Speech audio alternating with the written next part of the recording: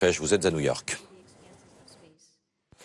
John Glenn, c'est en quelque sorte l'astronaute qui a sauvé l'honneur des Américains. Parce que le premier homme dans l'espace, il est russe, c'est Gagarine, en 1961.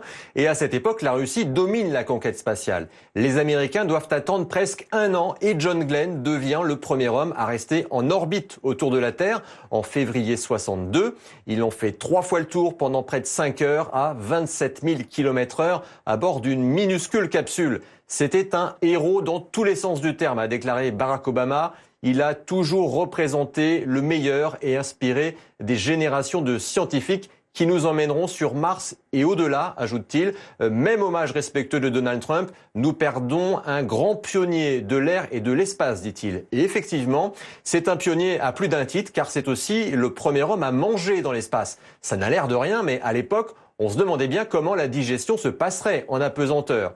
Et il est l'homme le plus vieux à être allé dans l'espace. Il avait 77 ans lorsqu'il y est retourné en 1998. L'homme qui a été 4 fois sénateur était perçu comme un sage. Lui qui ne manquait pas de recul sur les préoccupations terrestres et pour cause. Il avait déclaré « S'il y a une chose que j'ai apprise durant mes années sur Terre, c'est que les gens les plus heureux, les plus épanouis sont ceux qui se sont consacrés à quelque chose de plus important et de plus profond que leurs seuls intérêts personnels. »